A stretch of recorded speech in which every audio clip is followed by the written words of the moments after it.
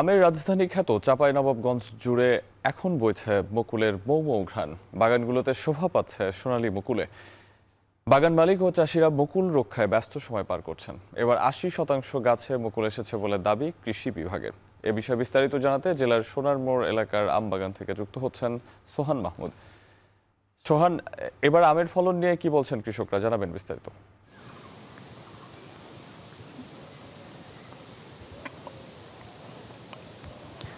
সাহাব আমের রাজ্য হিসেবে পরিচিত এই চাঁপাইনবাবগঞ্জ এই জেলার আম দেশের বাজার ছড়িয়ে বিশ্ব বাজারেও রপ্তানি হয়েছে বহুবার। এক কথায় বলা যায় এই জেলার আমের কদর রয়েছে বিশ্ব বাজারেও।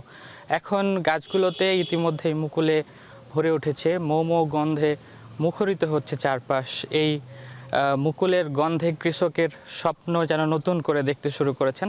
তারা নিয়মিত এই বাগানগুলো পরিচর্যায় ব্যস্ত সময় পার করছেন। নিয়মিত তারা এই মুকুলগুলো বিভিন্ন পোকামাকড়ের হাত থেকে রক্ষায় বিভিন্ন সময়ে বিভিন্ন ধরনের কীটনাশক স্প্রে করছেন, যত্ন করছেন। এছাড়াও মুকুলগুলো যেন তরতাজা থাকে সেক্ষেত্রে তারা সেচ প্রয়োগ করছেন। আমরা চাষিদের সঙ্গে কথা বলছিলাম, তারা বলছেন গত ৪-৫ বছর ধরে আমের লোকসান গুনছেন তারা। তবে এবার যেহেতু আম গাছগুলোতে ভালো মুকুল এসেছে, তারা স্বপ্ন বুনছেন আগের লোকসানগুলো কাটিয়ে উঠবেন।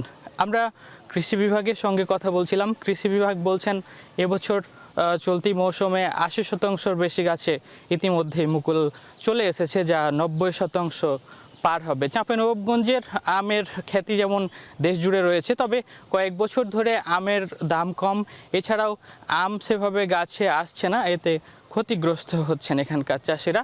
সেক্ষেত্রে অনেকেই বিভিন্ন ফসল চাষে ঝুঁকছেন। তবে এবার যে হারে মুকুল এসেছে বলাই যায় চাঁপাইনবাবগঞ্জের চাষিরা অনেকটা লাভবান হবেন। এই চাঁপাইনবাবগঞ্জে প্রায় ৪.৫ লাখ মেট্রিক টন আম উৎপাদন হয়। এই আমের বাজার মূল্য প্রায় ৭,৫০০ কোটি টাকা। এই চাঁপাইনবাবগঞ্জে প্রায় ৩৭,০০০ হেক্টর জমিতে আম বাগান রয়েছে। আমরা যে আম বাগানটিতে দাঁড়িয়ে আছি এটি ল্যাংড়া আমের বাগান।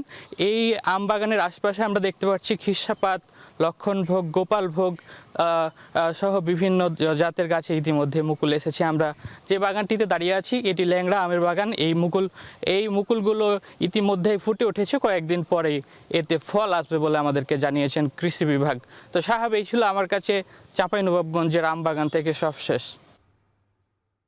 আমাদের সঙ্গে যুক্ত ছিলেন সোহান মাহমুদ।